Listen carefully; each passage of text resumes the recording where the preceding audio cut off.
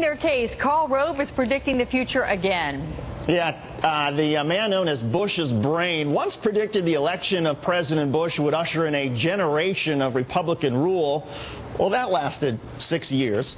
But now Rove says Republican wins in New Jersey and Virginia gubernatorial elections next Tuesday could signal big things for the party in 2010. Virginia Democrat Craig Deeds trails Republican Bob McDonnell by 18 points, according to a poll from Virginia Commonwealth University.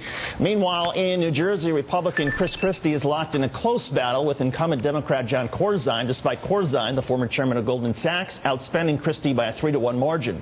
In today's Wall Street Journal, Rove writes, quote, GOP victories in either state will tell Democrats in red states and districts that support for Obama's policies is risky to their political health. Well, maybe, maybe not, but putting Rove aside, what do these races say about the short-term political future for both parties?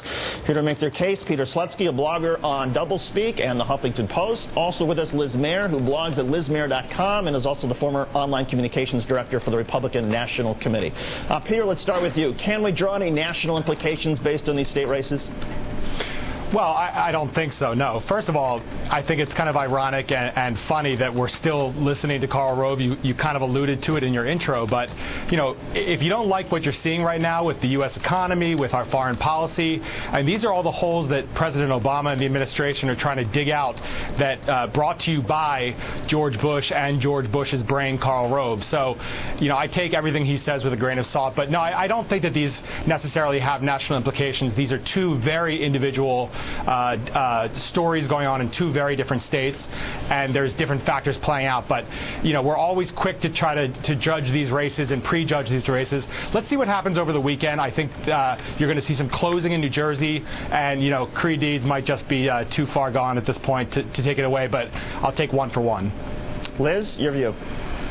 Yeah, I think it's fairly clear at this point that Bob McDonnell is going to win in Virginia. I do think that part of that is as a result of Creed Deeds having run a thoroughly awful campaign.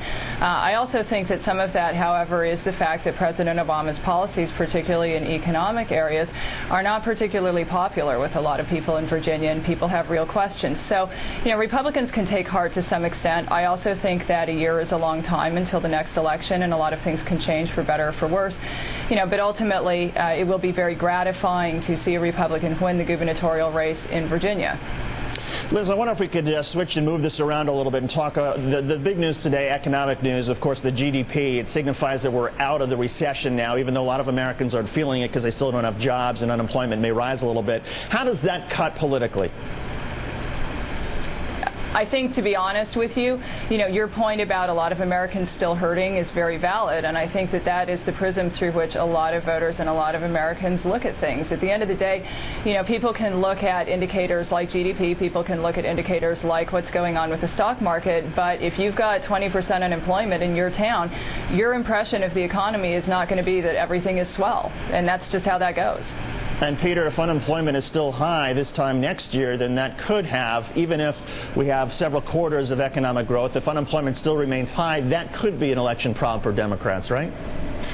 Absolutely. I mean, we know that employment numbers and unemployment numbers are a lagging indicator. They oftentimes take a couple of quarters to catch up with other factors. And, Liz is right that, from a 30,000-foot standpoint, economic data is good news when it moves in the right direction.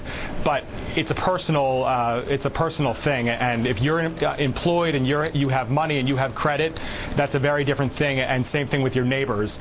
And it's going to take a while for this to turn around. But keep in mind, the mess we're in was caused by the Republicans. It was caused by Karl Rove, who is now coming out with his grandiose thoughts and feelings about the way these elections are going to cut. Liz, I got to ask you about, we've been mentioning on the screen, Republicans divided in New York 23. That refers to the special election of the New York congressional race next week. What does it say about the Republican Party that there you have Newt Gingrich saying, look, let's just go with the Republican nominee.